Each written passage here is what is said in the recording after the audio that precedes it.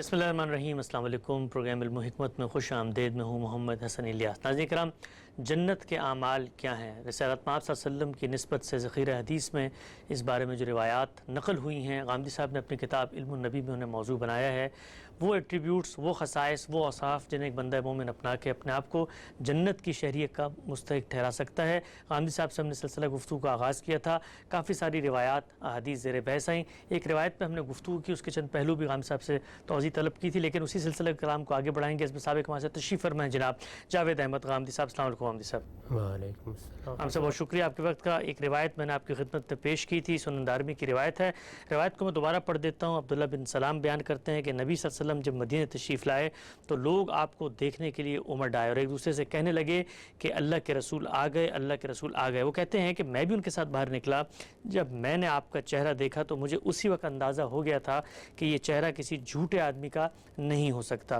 اس موقع پر پہلی بات جو آپ کی زبان سے میں نے سنی وہ یہ تھی کہ آپ نے فرمایا لوگوں کو کہ سلام عام کرو، بھوکوں کو کھانا کھلاؤ، رشتہ داری کا حق ادا کرو، نماز کا اہتمام رکھو، اس وقت بھی جس وقت لوگ سو رہے ہوتے ہیں تم یہ کرو گے تو سلامتی کے ساتھ جنت میں داخل ہو جاؤ گے۔ ہم سب روایت کے دو پہلو پر بڑی سیر حاصل گفتگو آپ سے ہوئی تھی۔ آپ نے بتایا تھا کہ سلام عام کرو سے کیا مراد ہے، اسی طرح سے بھوکوں کو کھانا کھلانا کس چیز کا اظہار ہے۔ آگے بڑھاتے ہیں سلسلہ کلام کو۔ بتائیے گا رشتہ داری کا حق ادا کرو، یہ کیا چیز ہوتی ہے؟ رشتہ داری کا حق دین نے کیا کوئی مقرر کر دیا ہے؟ کیسے طے ہوگا؟ کس رشتہ دار کا کیا حق ہے؟ اور جو دین کا مجموعی فریم ہے اس میں یہ بات کہ اتنی اہمیت کی حامل تھی کہ اس کو رسالت مآب صلی اللہ علیہ وسلم نے مدینہ میں داخل ہوتے ہی مسلمانوں کو جو ابتدائی نصائح کی ہیں اس میں شامل فرمایا۔ یہ بنیادی اخلاقیات میں سے ہے اور قرآن مجید نے بھی اس کو یہی اہمیت دی ہے۔ یہ آپ جانتے ہیں کہ ہمارے دین میں سب سے زیادہ اہمیت تطہیر اخلاق کی ہے، اور اخلاق کے بارے میں اس سے پہلے بھی وضاحت ہو چکی ہے کہ یہ ہمارے باہمی روابط سے پیدا ہوتے ہیں۔ میرے ماں باپ ہیں، میرے اعزاء ہیں، میرے بہن بھائی ہیں، میرے دوست احباب ہیں، میرا معاشرہ ہے، میری قوم ہے، میرے جو کچھ بھی تعلقات پیدا ہوں گے انہی کے نتیجے میں بعض رویے وجود میں آئیں گے۔ وہ رویے اچھے بھی ہو سکتے ہیں اور رویے برے بھی ہو سکتے ہیں۔ اچھے رویے ہیں جن کو ہم فضائل اخلاق کہتے ہیں، برے رویے ہیں جن کو ہم رذائل اخلاق کہتے ہیں۔ اخلاق کی تطہیر یا اخلاق کی پاکیزگی سب سے زیادہ ہمارے دین میں مطلوب ہے۔ ہمارے پیغمبر نے بھی یہی فرمایا ہے کہ میں تو لوگوں کو یہ بتانے کے لیے بھیجا گیا ہوں کہ وہ اپنے اخلاق کو اعلیٰ مراتب تک کیسے پہنچائیں، لِأُتَمِّمَ مَكَارِمَ الْأَخْلَاقِ۔ اب اگر یہ چیز پیش نظر رہے تو اس میں سب سے پہلے اعزاء اقربا ہی کے حقوق قائم ہوتے ہیں، اور اخلاقی معاملے میں انسان کا اصل ابتلاء بھی انہی سے شروع ہوتا ہے۔ چنانچہ قرآن مجید میں جب بنیادی اخلاقیات بیان کیے گئے ہیں تو یہ دیکھیے کہ اس میں 3 منفی باتیں کہی گئی ہیں اور 3 مثبت باتیں کہی گئی ہیں۔ جو 3 مثبت باتیں کہی گئی ہیں وہ کیا ہیں؟ فرمایا ہے کہ ان اللہ یامر بالعدل والاحسان و ایتاء ذی القربی۔ اللہ تمہیں 3 باتوں کا حکم دیتا ہے۔ ایک یہ کہ زندگی کے تمام معاملات میں انصاف سے کام لو۔ اس میں تو کوئی رشتہ دار، کوئی تعلق والا، کوئی قریبی، کوئی دور کا کوئی اہمیت نہیں رکھتا۔ اگر عدل کا موقع آ گیا ہے، انصاف کی بات کرنی ہے، تو ایک مسلمان سے اس کے ایمان کا مطالبہ یہی ہے کہ وہ ہر حال میں انصاف کرے، انصاف کی بات کہے۔ اس میں قرآن مجید نے یہ بتا دیا ہے کہ خواہ وہ انصاف کی بات تمہیں اپنی ذات کے خلاف کہنی پڑے، اپنے والدین کے خلاف کہنی پڑے، اپنے اعزاء اقربا کے خلاف کہنی پڑے، ہر حال میں انصاف کی بات کرو۔ تو انصاف کا تو کسی کے ساتھ کوئی رشتہ نہیں ہے۔ اگر انصاف کا موقع آ گیا ہے تو بس اس کا حق ادا کیا جائے گا۔ دوسری چیز فرمائی احسان، یعنی آگے بڑھ کر حسن سلوک کرو۔ انصاف میں تو جو کچھ حق ہے وہ ادا ہوگا، لیکن جب ہم اس سے آگے بڑھ کے لوگوں کے ساتھ محبت کا رویہ رکھیں گے، ان کے لیے ایثار کریں گے، اپنی طرف سے قربانی دیں گے، اپنا حق چھوڑ کر ان کے حق کو ترجیح دیں گے، تو یہ احسان ہوگا۔ اور آخر میں تیسری بات فرمائی ہے ایتاء ذی القربی، جو تمہارے قریبی رشتہ دار ہیں ان کو کچھ نہ کچھ دینا، ان کی مدد کرنا، ان پر مال خرچ کرنا، یہ بنیادی اخلاقیات میں شامل ہے۔ کیوں شامل ہے؟ اس لیے کہ انسان کو اللہ تعالیٰ نے پیدا ہی اس طریقے سے کیا ہے کہ وہ یہ رشتے لے کر دنیا میں آنکھ کھولتا ہے۔ انہی رشتوں کی بنیاد پر اس کے وجود کی ابتدا ہوتی ہے، انہی پر انحصار کر کے وہ اپنی زندگی کے بہت سے مراحل کو طے کرتا ہے۔ یعنی تصور کیجئے نا کہ ہم لوگ، اللہ تعالیٰ نے جب ہمیں پیدا کیا تو کس طرح اپنے ماں باپ کی آغوش میں ڈال دیے گئے۔ کیا ہم چل سکتے تھے؟ کیا اٹھ سکتے تھے؟ کیا خود کھا پی سکتے تھے؟ کیا اپنی زندگی کی حفاظت کر سکتے تھے؟ ایک لمبا عرصہ ہے جس میں ہم سر تسر اپنی ماں، اپنے باپ کی شفقت اور محبت پر انحصار کر کے آنکھیں کھولتے ہیں۔ یعنی شعور کی آنکھیں کھلنے تک بھی ہم ایک ایک مرحلے میں ان کے محتاج ہوتے ہیں۔ پھر جیسے ہی ذرا بڑے ہوتے ہیں تو ہماری فطرت اس طرح کی بنائی گئی ہے کہ اس میں تعلقات، روابط پیدا ہونا شروع ہو جاتے ہیں۔ یعنی یہ میرا ماموں ہے، یہ میرے چچا ہیں، یہ میری خالہ ہیں، یہ میری پھوپھی ہیں۔ رشتے، تعلقات، بہن بھائی، وہ سب اپنا اپنا کردار ادا کرنا شروع کر دیتے ہیں۔ اس میں تلخ تجربات بھی ہوتے ہیں، لیکن اگر آپ مثبت زاویے سے دیکھیں تو بالعموم یہ رشتے ہمارے لیے قوت کا باعث بنتے ہیں، استحکام کا باعث بنتے ہیں۔ ان کے ذریعے سے ہمیں عصبیت حاصل ہوتی ہے، یہ ہمارے برے اور بھلے میں کام آتے ہیں۔ کسی موقع پر ہم کسی مصیبت میں مبتلا ہو جائیں تو ہمارے ساتھ کھڑے ہوتے ہیں۔ انہی سے انسان کو حمیت اور حمایت حاصل ہوتی ہے۔ قبائلی زندگی میں تو انسان کی تمام تر جد و جہد کا انحصار ہی ان رشتوں کے تعلق پر تھا۔ یعنی اگر آپ کے بیٹے نہیں ہیں، آپ کے بھائی نہیں ہیں تو آپ بے یار و مددگار ہو کے رہ جاتے تھے۔ تو اس لیے رشتے، تعلق، رابطے یہی ہیں جن کے اندر ہم جیتے ہیں اور آگے بڑھتے ہیں۔ تو جب رشتوں کی یہ اہمیت ہے کہ ہمارے وجود کو ان پر منحصر کر دیا گیا ہے۔ ایک تو یہ چیز ہے نا کہ ہم نے زندگی بسر کرنی ہے، اس میں ہم اپنے پاؤں پر کھڑے ہیں۔ ہاں کبھی کبھار محض زینت کے لیے کوئی چیز ہماری ضرورت بن گئی، لیکن یہاں تو یہ ہے کہ وجود کی ضرورت ہے، زندہ رہنے کی ضرورت ہے، سانس لینے کی ضرورت ہے۔ خاندان پورا یہ پورا کا پورا خاندان ہے جو ہمیں مل کر پرورش کرتا ہے، جو اپنی آغوش میں ہمیں پالتا ہے اور پھر ہمارے لیے اللہ کی رحمت کا سایہ بنتا ہے۔ قرآن مجید نے والدین کے حقوق کی طرف جہاں توجہ دلائی ہے تو بڑی عمدہ تصویریں کھینچتی ہے کہ تمہارے والدین کس طرح سے تمہارے لیے دعائیں کرتے ہیں، کس طرح سے تمہارے ناز اٹھاتے ہیں، کس طرح سے تمہاری پرورش کرتے ہیں، رات رات جاگ کر کرتے ہیں اور تمہارے ضعف اور ناتوانی کے باوجود تمہارے لیے قوت کا ذریعہ بنتے ہیں۔ یہ ایک ایسی چیز ہے کہ جس کے لیے کسی استدلال کی ضرورت نہیں ہے، ہر شخص کا روزمرہ کا مشاہدہ ہے۔ ہمارے اپنے ہاں جب بچے پیدا ہوتے ہیں تو ہمیں اندازہ ہو جاتا ہے کہ بچوں کو پالنا کتنا مشکل کام ہے، ان کی ضروریات پوری کرنا، ان سے محبت کرنا، وہ جن مراحل سے گزرتے ہیں، جس طرح چیزیں سیکھتے ہیں، ان میں ان کی تمنائیں پورا کرنا کوئی آسان کام نہیں ہوتا۔ موجودہ زمانے میں تو یہ صورتحال اور بھی زیادہ لوگوں کے لیے تکلیف کا باعث بن گئی ہے، اس لیے کہ اب 2 4 5 7 سال کی بات نہیں بلکہ 20 25 سال تک آپ کو اپنے بچوں کا ہاتھ پکڑنا پڑتا ہے۔ ان کی تعلیم میں بڑی مشکلات پیدا ہو گئی ہیں، تعلیم بہت مہنگی ہو گئی ہے۔ تعلیم پانے کے بعد انہوں نے کہاں کھڑا ہونا ہے، ان کے لیے معاش کا کیا بندوبست ہوگا۔ وہ پرانی دیہاتی قبائلی زندگی نہیں رہی کہ ہم نے بھی بکریاں چرا لیں، وہ بھی چرا لیں گے، ہم بھی کسی شاہراہ پر بیٹھ جائیں گے اور وہاں پر کوئی مال بیچ لیں گے، ہم بھی کسی اونٹ کے اوپر اپنا مال لا دیں گے اور کہیں سفر کر کے چلے جائیں گے۔ دنیا بہت مختلف ہو گئی، تو یہاں بعض چیزیں اب گویا پری ریکویزٹ بن گئی ہیں۔ یعنی آپ کے پاس کچھ ہونا چاہیے جس سے آپ زندگی کی ابتدا کرتے ہیں۔ تو اس میں تو والدین کی مدد، اعزاء کی مدد، رشتہ داروں کی مدد ناگزیر چیز ہے۔ تو اس وجہ سے اللہ تعالیٰ نے یہ بتایا ہے کہ جب انہوں نے یہ سارے حقوق تمہارے لیے پورے کیے تو اب تمہیں اگر اللہ نے دیا ہے تو تم اپنے مال میں ان کا حق سمجھو۔ یہ ایک بات کہہ کر اصل میں سارے ہی حقوق بیان ہو گئے ہیں، کیونکہ جس وقت انسان اپنے کمائے ہوئے میں سے دوسروں پر خرچ کرنے کے لیے تیار ہو جاتا ہے اور کوئی احسان کرنے کے لیے نہیں بلکہ حق سمجھ کر، آپ یہ دیکھیے کہ اس کو احسان کے تحت نہیں رکھا بلکہ الگ سے بیان کیا ہے، یعنی یامر بالعدل والاحسان اور پھر وایتاء ذی القربیٰ۔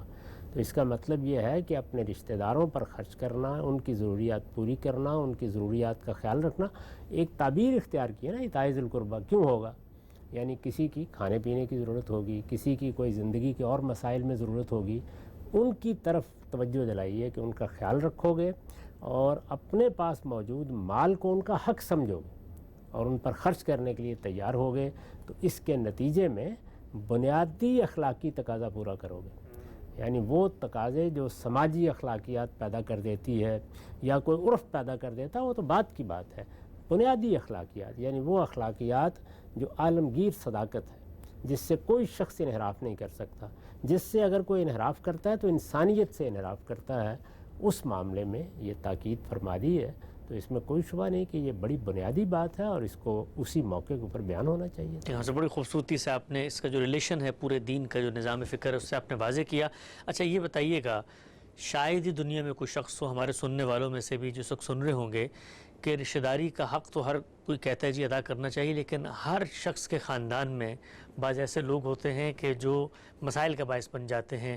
آپ نے کسی کو رشتہ دینے سے انکار کر دیا تو اس کی طرف سے ناراضگی پیدا ہو گئی، آپ کا کوئی کاروباری معاملہ ہو گیا، کوئی لین دین، کوئی قرض کا معاملہ ہوا، اس کے اندر کوئی ناچاکی ہو گئی۔ بعض لوگ ایسے بھی ہوتے ہیں جو آپ کی غیبت کرتے ہیں، آپ کے گھر کی باتیں باہر محلوں میں بتا رہے ہوتے ہیں، پتہ ہوتا ہے رشتہ دار ہیں، حسد بھی ہوتا ہے رشتہ داروں میں۔ ان کے ساتھ کیا معاملہ ہوگا؟ یعنی پھر ان کے ساتھ تو آپ کو ایک فاصلہ کرنا پڑے گا نا، اس کے بغیر تو آگے معاملہ نہیں چل سکتا۔ دیکھیے دنیا میں صرف دو ہی رویے ہیں جو اختیار کرنے چاہیے۔ دنیا میں کیا ہوتا ہے اس سے آپ بھی واقف ہیں، میں بھی واقف ہوں۔ ہمارے زاویہ نظر سے دنیا نہیں دیکھے گی چیزوں کو، اعزاء بھی نہیں دیکھیں گے، آپ کے قریبی دوست بھی نہیں دیکھتے۔ انسان کے سوچنے کے انداز میں، بات کرنے کے انداز میں، معاملہ کرنے کے انداز میں بڑا تفاوت پیدا ہو جاتا ہے۔ اس میں انسان کی تربیت کیا ہوئی، کن لوگوں کے ہاں اس نے پرورش پائی، اس کے اساتذہ کیا رہے، اس کے سامنے نمونے کی شخصیات کون سی رہیں، 10 عوامل کام کرتے ہیں۔ مجھے اور آپ کو اگر اللہ تعالیٰ نے یہ شعور دیا ہے کہ ہمیں اپنے پروردگار کی خوشنودی کو نصب العین بنا کر جینا ہے، تو اس میں دو ہی کام کرنے ہیں ہر حال میں۔ ہمیں دوسروں کے ساتھ نیکی کرنی ہے، اور یہ نیکی غیر مشروط ہے، یعنی یہ اس پر نہیں مبنی کہ دوسرے نے نیکی کی ہے، نیکی کا جواب دیا ہے، نیکی کا رد عمل اچھا رہا ہے۔ نیکی میری اور آپ کی ضرورت ہے، اس لیے کہ ہم کو قبر میں جانا ہے، اور یہ نیکی ہے جس نے وہاں وزن پانا ہے۔ قرآن مجید نے بڑی خوبصورت تعبیر اختیار کی ہے کہ جو برائی تم کرتے ہو اس کے لیے پھر ہم وزن قائم ہی نہیں کریں گے، یعنی وہ اللہ کی بارگاہ میں بے وزن چیز ہے، وہاں پہ پلڑا ہی خالی ہو جائے گا۔ تو وہاں اگر پلڑے میں کسی چیز نے وزن پیدا کرنا ہے تو وہ کیا ہے؟ وہ نیکی ہے، خیر ہے۔ نیکی اور خیر کے معاملے میں ذہن میں یہ تصور رکھنا چاہیے کہ یہ میں دوسرے کے ساتھ نہیں کر رہا، یہ میں اپنے لیے کر رہا ہوں۔ سبحان اللہ۔ یعنی دوسرے کے ساتھ تو یہ نتیجے کے طور پر ہو رہی ہے، لیکن یہ میری ضرورت ہے، کیونکہ مجھے نیکی کرنی ہے، اور نیکی میرے باطن کی آواز ہے۔ نیکی وہ فرض ہے جو میری ذات ہی نے مجھ پر عائد کر دیا ہے۔ نیکی میرے پروردگار کی پسندیدہ چیز ہے۔ نیکی پر میری آخرت کا انحصار ہے۔ نیکی کا صلہ جنت ہے۔ اگر یہ ساری چیزیں مان کر انسان نے زندگی شروع کی ہے تو پھر وہ نیکی کے بارے میں اس طرح نہیں سوچے گا کہ دوسرے نے کیا کیا اور میرے ساتھ اس کا کیا معاملہ ہے، اس کا رد عمل کیا ہے، نتیجہ کیا مل رہا ہے، حاصل کیا ہوا ہے۔ یہ چیزیں جس وقت آپ نیکی کے صحیح تصور کو اختیار کر لیتے ہیں تو پھر یہ بےمانی ہو جاتی ہے۔ وہ ہے تو ایک محاورہ، لیکن اسی حقیقت کو بیان کرتا ہے کہ نیکی کر دریا میں ڈال۔ یعنی نیکی کا اصلی محرک اس پروردگار کو ہونا چاہیے، اس کے حضور میں ملاقات کو ہونا چاہیے، اس کی خوشنودی ہونی چاہیے، اس کی جنت ہونی چاہیے۔ اس کا صلہ وہی ہے جو وہ دے سکتا ہے۔ اور حقیقت یہ ہے کہ اگر آپ نیکی کی تحلیل کریں تو یہ ایسی چیز ہے کہ ہم بعض اوقات ایسے حالات میں نیکی کرتے ہیں کہ دنیا میں کوئی اس کا صلہ دے ہی نہیں سکتا، وہ صلہ دے ہی وہی پروردگار سکتا ہے۔ تو پہلی چیز یہ ہے۔ دوسری چیز یہ ہے کہ کسی وقت اگر بات کرنی پڑ جائے یا کسی کو تنبیہ کرنی پڑ جائے یا توجہ دلانی پڑ جائے یا کسی کے غلط طرز عمل کے معاملے میں کوئی رد عمل ظاہر کرنا پڑے تو اس کا محرک کیا ہونا چاہیے؟ وہی جس کو قرآن مجید نے بھی بیان کیا ہے اور اللہ کے پیغمبر نے بھی، کہ الدین و النصیحہ، وہ خیر خواہی ہونی چاہیے۔ خیر خواہی یہ تقاضا کرتی ہے کہ ہم دوسرے کو بھی برائی سے بچائیں. اسی وجہ سے ہمیں یہ بتایا گیا ہے کہ تم یہ نہیں کہہ سکتے کہ تجھ کو پرائی کیا پڑی، اپنی نبیڑ تو. دوسروں کے بارے میں ہمیں متنبع رہنا ہے. وہ ہمارے بھائی ہیں، ان کو بھی ہم دیکھنا چاہتے ہیں کہ وہ جہنم میں نہ جائیں، جنت میں جائیں. ان کو بھی قیامت میں کسی رسوائی سے سابقہ پیش نہ آ جائے. تو اصلاح کے جذبے سے کسی کی عزت نفس کو مجروح کیے بغیر خیر خواہی کا حق ادا کرنا چاہیے. تو دو ہی کام کیے جا سکتے ہیں. اب ہم نے اپنی طرف سے نیکی کی، ہمیشہ نیکی کریں گے. ہم نے خیر خواہی کے ساتھ کوئی توجہ دلا دی، تنبیہ کر دی کسی موقع پر، اس کا تعلق ظاہر ہے کہ حالات کے مطالعے پر ہوتا ہے. کبھی اندازہ ہوتا ہے کہ کچھ کہنے کا فائدہ ہے، کبھی خیال ہوتا ہے فائدہ نہیں ہے. تو ان سب چیزوں سے بے نیاز ہو کر ہم یہ کام کرتے رہیں گے یہاں تک کہ اپنے پروردگار کی بارگاہ میں حاضر ہو جائیں. اب ہماری اس خیر خواہی کے نتیجے میں کچھ حاصل ہوا، نہیں حاصل ہوا، دوسرے نے اپنے رویے کو درست کیا، نہیں درست کیا، اس سے بالکل بے نیاز ہو جانا چاہیے. جب تک آدمی اس سے بے نیاز نہیں ہوگا وہ نیکی کی حقیقت کو نہیں پا سکتا. نیکی کی حقیقت آدمی پر اسی وقت کھلتی ہے جب وہ دوسروں کے رویوں کو ایک طرف رکھ دے اور صرف یک طرفہ طور پر نیکی اور خیر کرتا چلا جائے. تو نیکی اور خیر کے معاملے میں یہی صحیح رویہ ہے. دوسرے جو بھی کریں گے بس اگر اصلاح کی گنجائش ہے تو ضرور اپنا کردار ادا کریں. اگر اصلاح کی گنجائش نہیں ہے تو کوئی کننے کی ضرورت نہیں ہے، کوئی جزا فضا کرنے کی ضرورت نہیں. ہم اپنے لیے نیکی کر رہے ہیں، دوسرا برائی کیے جا رہا ہے، وہ جانے، اس کا کام جانے. ٹھیک ہے، آپ سے بڑی خوبصورتی آپ نے اس پہلو کو بھی واضح کیا. اچھا، یہ محاورہ جو آپ نے بیان کیا نیکی کر دریا میں ڈال، یہ محاورہ تو بالکل ٹھیک ہے، لیکن ایک اور محاورہ بھی ہے کہ نیکی گلے پڑ جانا. ہم یہ بھی دیکھتے ہیں کہ بسا اوقات کچھ ایسے لوگ ہوتے ہیں آپ نیکی کیے چلے جا رہے ہیں لیکن اس کے نتیجے میں آپ کے لیے مسائل پیدا ہوتے چلے جا رہے ہیں، اور آپ ہی نہیں بلکہ آپ سے وابستہ بعض لوگ ہیں جن کے حقوق آپ پر قائم ہیں، لیکن آپ نیکی کے جذبے میں ان لوگوں کی حق تلفی بھی کسی نہ کسی پہلو سے کر رہے ہوتے ہیں. کہ اطلاقی مثال لے لیتے ہیں، مثلا ایک شخص کے بارے میں پتہ ہے کہ جی وہ ہمارے گھر پہ آ کر ہمارے گھر کی باتیں باہر پہنچاتا ہے.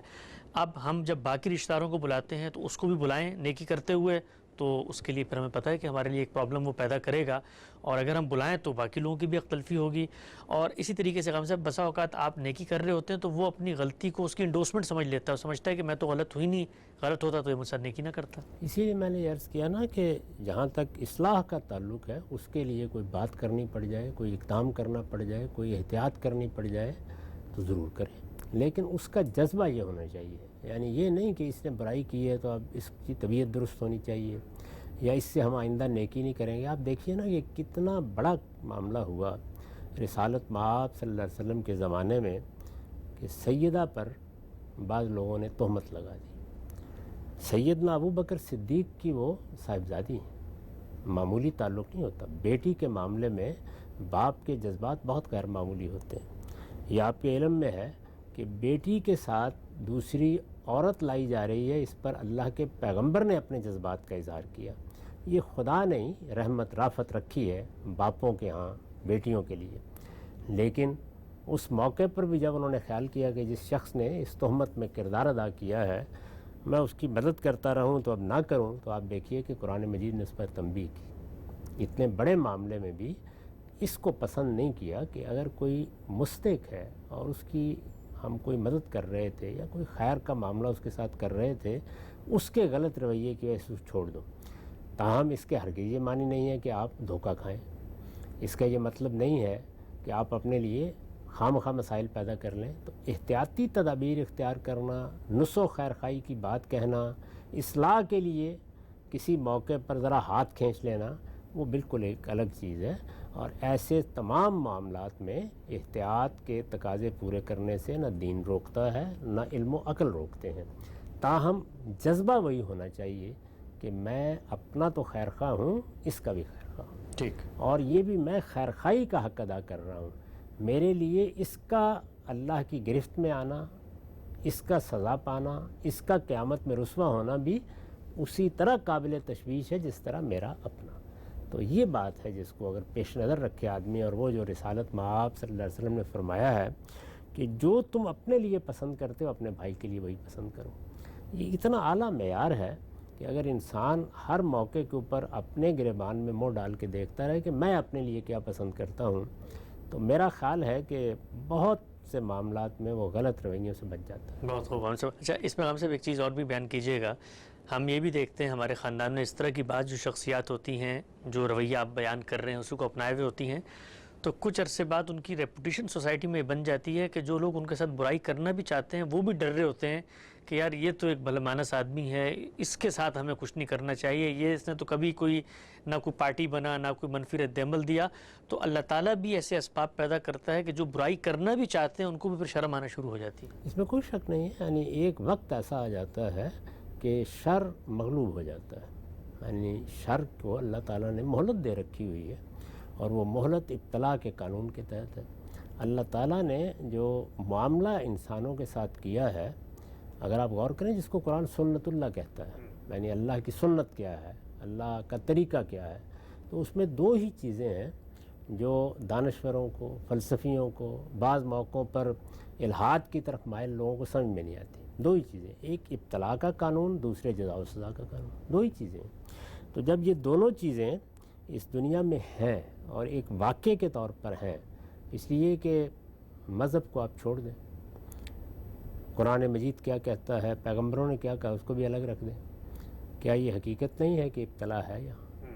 یعنی یہ واقعے کا بیان ہے، ابتلا ایک وجودی حقیقت ہے۔ جی، ہم بتا سکتے ہیں انسان کو کہ ہر چیز کے پیچھے یہ فلاں اسباب ہیں، بارہا بہت غور کرنے کے بعد بھی بعض لوگوں پر جو برے حالات آ جاتے ہیں ان کے اسباب متعین نہیں ہو پاتے، اور بعض لوگوں پر جو اللہ کی رحمت برس رہی ہوتی ہے اس کے اسباب متعین نہیں ہو سکتے۔ یہ حقیقت ہے کہ ایک ہی قاعدہ اور ایک ہی اصول ہے جو ان تمام چیزوں کو ایک رشتے میں پرو کے ان کی حقیقت بیان کر دیتا ہے، اور وہ کیا ہے کہ ابتلا ہے، یعنی اس کے سوا اور کوئی چیز نہیں۔ ابتلا کا مطلب ہے امتحان، آزمائش، جس سے اللہ نے ہم کو دوچار کیا ہے۔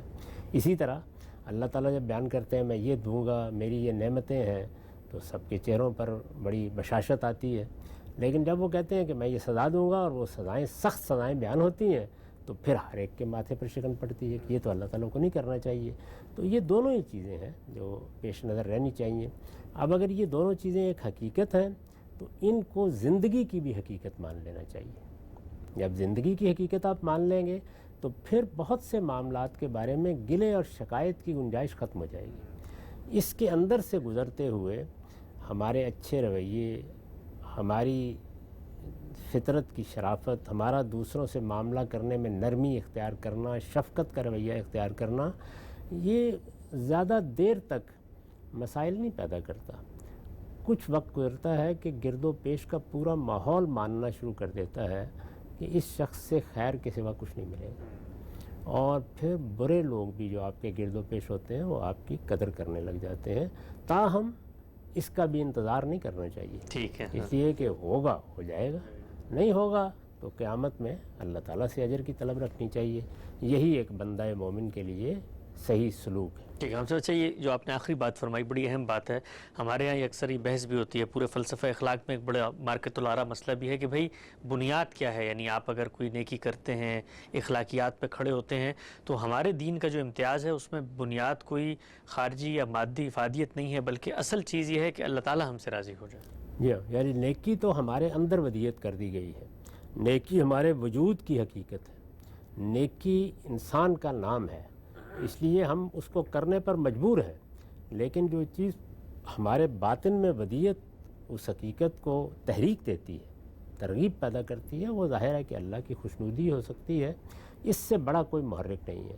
باقی جتنی چیزیں ہیں کہ اگر ہم نیکی کریں گے تو اس سے دنیا کا نظم بہتر رہے گا، اس کے نتیجے میں امن و امان پیدا ہوگا، اس میں ہمیں بھی جواب میں نیکی ملے گی، تو افادیت کے جتنے پہلو ہیں وہ بھی اپنا کردار ادا کرتے ہیں، لیکن بہت محدود۔ جو چیز نیکی کو ہر سطح پر بالا تر کر دیتی ہے وہ اللہ کی خوشنودی حاصل کرنے ہی کا نصب العین ہے، اور اسی کو سامنے رکھنا چاہیے۔ بالکل واضح ہو گئی بات، آگے بڑھاتے ہیں سلسلہ گفتگو کو۔ اچھا عالم صاحب، آپ نے ایک بات فرمائی تھی ابھی کہ مال خرچ کرنا، یہ مال خرچ کرنا کیوں اہم ہے؟ مثلا اگر میں زبان سے میں اس کے ساتھ مورلی اس کے ساتھ بیٹھ کے اس کا دکھ درد بانٹ کے حق ادا کر دوں، ہر جگہ ہم یہ دیکھتے ہیں دین کے معاملے میں بھی رسول کا ساتھ دینا ہے تو جان بھی ہے لیکن مال ساتھ خرچ کرو. تو یہ ہر جگہ مال جو ہے اس کو کیوں دین ترغیب دیتا ہے کہ مال تم نے لگانا ہے؟ اس لیے کہ قرآن مجید کے الفاظ میں یہ قیامًا للناس ہے، یعنی اسی پر دنیا کا نظم قائم ہے. دنیا میں کون سا کام ہے جو آپ مال سے بے نیاز ہو کے کر سکتے ہیں؟ یعنی کھانے پینے کے لیے آخر خرچ کرنا پڑے گا، رہنے کے لیے کوئی جھونپڑی بھی بنائیں گے تو خرچ کرنا پڑے گا، دنیا کی زینتیں اگر حاصل کرنے کی طلب ہوگی تو کچھ اخراجات ہی کرنے پڑیں گے، اپنے بچوں کو پالنا ہے تو خرچ کرنا پڑے گا، بیوی گھر میں لانی ہے تو ذمہ داری اٹھانی پڑے گی. تو مال خرچ کرنے کے لیے جو آمادہ ہو جائے گا وہ بدرجہ اتم اس کے لیے آمادہ ہوگا کہ وہ اچھی بات بھی کرے، کوئی نیکی کی بات کر بھی دے، کسی وقت آپ کا ہاتھ پکڑ لے. اس میں شبہ نہیں کہ نیکی تو ہر پہلو سے ہے، یعنی ہمیں اپنے جسم سے دوسرے کی کیا خدمت کرنی ہے، اپنے وقت سے دوسرے کی کیا خدمت کرنی ہے، یہ سب چیزیں تو ہوں گی. لیکن جب انسان اپنا کمایا ہوا مال بھی خرچ کرنے کے لیے تیار ہوگا تو باقی چیزوں کے لیے سمجھا جاتا ہے کہ وہ تیاری ہوگا. تاہم اس میں اگر کوئی کوتاہی ہو تو ہمارا دین اس کے بارے میں بھی توجہ دلاتا ہے ہمیں. چنانچہ بارہا آپ نے یہ دیکھا ہوگا کہ ایک انسان جس وقت مال خرچ کرتا ہے تو بعض اوقات اپنی زبان کے غلط استعمال سے دوسرے کی دل آزاری کر دیتا ہے. تو اس پر قرآن مجید نے کتنی تنبیہ کی اور یہ کہا کہ اگر تمہارے اندر اتنا حوصلہ نہیں ہے تو زیادہ اچھا یہ ہے کہ تم خرچ ہی نہ کرو. ہم سے نقطہ واضح ہوا. ایک اور پہلو ہم سب اس کی طرف ذرا اب نشاندہی کیجیے گا. آپ نے بھی ایک عملی زندگی گزاری ہے، ہزاروں لاکھوں لوگوں سے ملاقات ہوتی ہے. ہم بھی دیکھتے ہیں کہ یہ مال خرچ کرنے کی جو خصلت ہے، جو جذبہ ہے، یہ بھی بڑا مشکل سے آدمی پیدا کرتا ہے. بڑے بڑے آسودہ حال لوگ ہوتے ہیں، اللہ نے ان کو اتنے وسائل دیے ہوتے ہیں، کروڑ پتی ارب پتی ہوتے ہیں، لیکن 2 روپے خرچ کرتے ہوئے جان جاری ہوتی ہے. تو یہ خصلت کیا انسان اپنے معاشرت، اپنے ماحول سے پیدا کرتا ہے، اللہ نے دیکھی بھیجی ہوئی ہوتی ہے؟ اس کو کیسے آدمی پیدا کرے، چونکہ یہ بڑا مشکل کام ہے مال خرچ کرنا؟ اس پہ کوئی شبہ نہیں. انسان کو جس امتحان میں ڈالا گیا ہے اس میں دنیا سے اس کی محبت ہی بڑا مسئلہ بنتی ہے. مال کیا ہے؟ وہ بھی دنیا سے محبت ہے، اس لیے کہ مال نے قبر میں تو ساتھ جانا نہیں، دنیا ہی میں کام آنا ہے. اب اگر آدمی کی نگاہ اس پر ہو کہ اصل آخرت ہے، مجھے ایک دن اپنے رب کے سامنے جواب دہ ہونا ہے، اور جب میں وہاں جواب دہ ہونے کے لیے یہاں سے سفر شروع کروں گا تو یہ سارا مال، یہ دولت، یہ جائیداد مجھے یہاں چھوڑ جانی ہے. اس وقت میں ہوں گا اور یہ 2 کپڑے ہوں گے جن میں مجھے سپرد خاک کر دیا جائے گا. اگر اس حقیقت سے انسان واقف ہے تو پھر وہ قرآن مجید کے اس فلسفے کو سمجھ لے گا جو اس نے مال کے بارے میں بیان کیا ہے. اس نے یہ بتایا ہے کہ ہر انسان کو حق حاصل ہے کہ وہ کمائے. کمانا بجائے خود نیکی اور خیر کا کام ہے. اگر تم دولت کی طلب میں جدوجہد کرتے ہو تو خیر تلاش کرتے ہو، اللہ کا فضل تلاش کرتے ہو. ہمارے دین نے کبھی اس کو مذمت کی نگاہ سے نہیں دیکھا کہ آدمی دولت حاصل کرے. زیادہ سے زیادہ علم حاصل کرنا، زیادہ سے زیادہ دولت حاصل کرنا، یہ کوئی مذموم چیز نہیں ہے، یعنی محمود چیز ہے. اسی طرح کوئی آدمی کہتا ہے کہ میں اقتدار کے منصب پر فائز ہو کر کوئی خدمت کر سکتا ہوں، یہ بھی کوئی قابل مذمت چیز نہیں ہے. اصلی بات کیا ہے؟ اصلی بات یہ ہے کہ اس میں ان اصولوں کا خیال رکھا جائے جو ہمارے پروردگار نے ابتلا کی اپنی اسکیم کے ساتھ وابستہ کر دی ہیں. تو دیکھیے اس میں کیا بتایا ہے. اس میں یہ بتایا ہے کہ تم اپنی ذاتی ضرورتیں پوری کرو. یعنی پہلی بات تو یہی کہ کمانے میں کوئی حرج نہیں، کماؤ، بڑے سے بڑے کاروبار کرو، اپنے کاروبار کو جتنا وسیع کر سکتے ہو کرو. یہ ہمارے ہاں لوگ اس معاملے میں بہت گفتگو شروع کر دیتے ہیں. یہ حقیقت ہے کہ بڑے کاروباری اگر نہ ہوں تو لوگوں کے لیے روزگار کے مواقع پیدا نہیں ہو سکتے.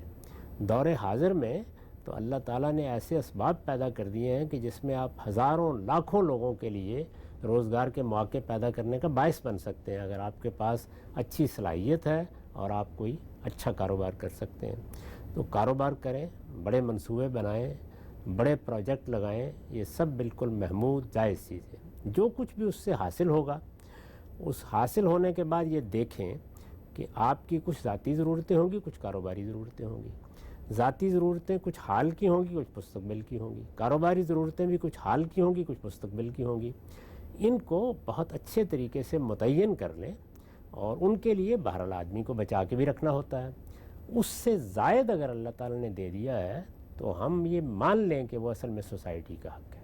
وہ دیا ہی اس لیے گیا ہے کہ اللہ تعالیٰ لوگوں تک پہنچانے کے لیے ہمیں ذریعہ بنانا چاہتا ہے۔ وہ براہ راست لوگوں کے گھروں میں تھیلی فرشتوں کو کہہ سکتا تھا کہ جا کے دے آؤ، اس نے ہمارے ہاتھ میں دے دیا یہ۔ تو اس کو دوسروں کا حق سمجھ کر فراخ دلی کے ساتھ ان کی ضرورتیں پوری کرنے کے لیے تیار ہو جانا چاہیے۔ اس میں بھی یہ نہیں کہ آپ اٹھا کے کہیں پھینکائیں گے، اس کو اچھے طریقے سے خرچ کرنا چاہیے۔ اپنے گرد و پیش کے ماحول پر نگاہ رکھنی چاہیے، جو آپ کی حیثیت ہے اس کے لحاظ سے دیکھیں، آپ کے اعزاء، آپ کے اقربا، آپ کے دوست احباب جو ضرورت مند ہے ان کی آپ ضرورتیں پوری کریں۔ تو جیسے ہی آپ اس زاویے سے دیکھیں گے مال کو، تو آپ کا زاویہ نظر بالکل تبدیل ہو جائے گا، اور آپ مال کے بارے میں یہ خیال کریں گے کہ یہ اصل میں میرے لیے بڑی عزت کی چیز ہے کہ مجھے زیادہ دے کر پروردگار نے دوسروں تک اپنی عنایت پہنچانے کا ذریعہ بنایا۔ سبحان اللہ، واہ، اس سے بڑی چیز کیا ہو سکتی ہے؟ کیا بات ہے۔ یہ گویا پروردگار نے ایک عاجز بندے کو شرف بخش دیا ہے، تو اس پر اس کا شکر ادا کرنا چاہیے۔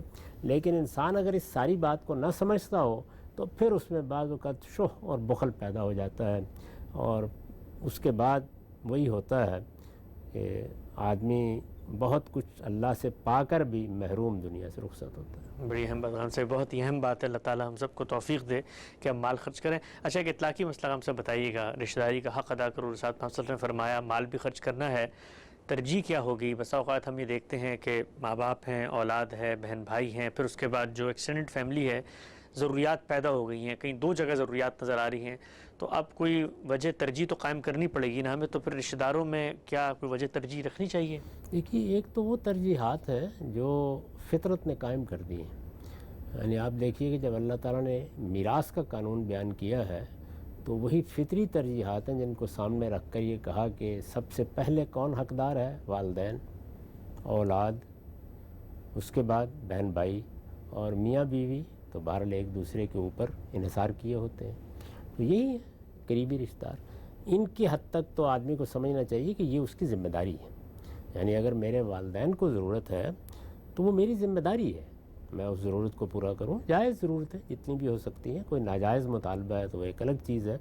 بعض اوقات والدین کی صحیح تربیت نہیں ہوتی تو ناجائز چیزیں بھی سامنے آ جاتی ہیں، لیکن جو ان کی جائز ضرورتیں ہیں وہ مجھے پوری کرنی ہے ایک بیٹے کی حیثیت سے۔